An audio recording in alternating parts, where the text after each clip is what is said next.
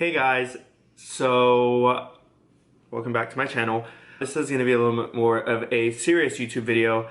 I am here to talk a little bit about discrimination, actually a lot of it about discrimination. So this past week, or I guess I could say yesterday, I received a couple messages on a couple different things. One was on Grindr. Yes, I was on Grindr, no one judged me. This is a judge-free zone. And it didn't really affect me too much. Basically, the message went along the lines of, why am I so blank right now? Okay, so basically the message went along the lines of, you look like you're 30, you look like a rat, and I was a lot,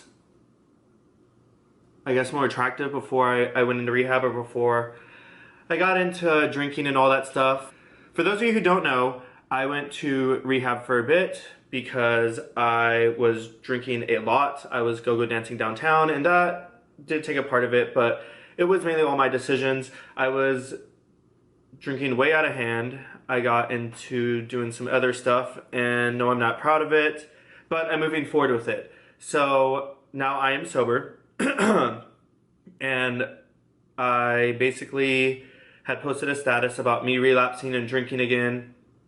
And someone, texted me basically just saying, I'm glad you relapsed. I'm sad you didn't die. And I hope that you die of AIDS and you have, basically effed everybody in Austin.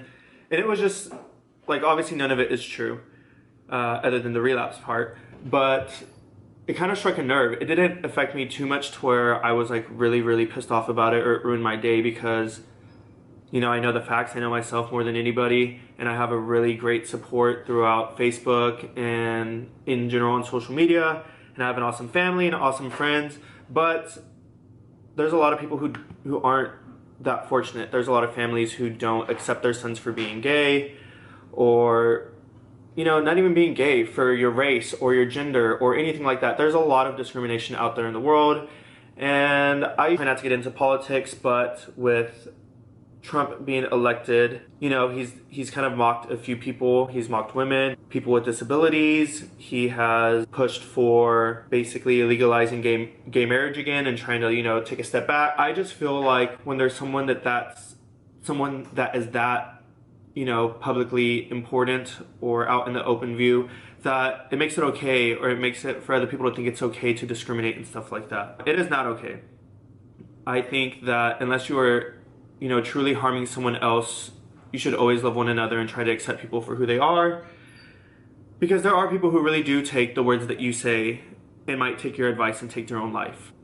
I'm okay, personally, but it does worry me and it concerns me because, last year I had a friend who took his own life just because he felt like he was unhappy where he was at. And there wasn't even people telling him to take his own life. There's just people who feel that way and it's hard for them. And I can't truly say that I understand where they're coming from because I feel like taking your life is a big step, but I'm also not in their shoes.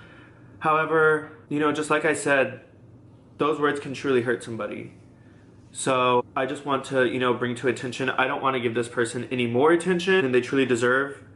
I did post it on Facebook just because I just thought it was crazy to, wish someone's death. That's a lot of negative energy on yourself and on someone else.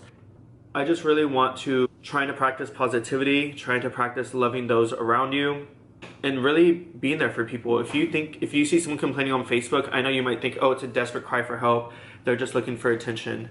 A lot of times, if they're posting that, there obviously is something wrong with them. So, just ask them if they're doing okay, make sure they're doing fine, just because for some people it really is a serious issue. My friend who took his life last year, he would message me a lot, and sometimes I felt like it was just kind of overloading for me. And now I wish that I would have taken more time to talk to him because I felt like, if more people had listened to him and really, gave him attention and helped him out, he might not have done it.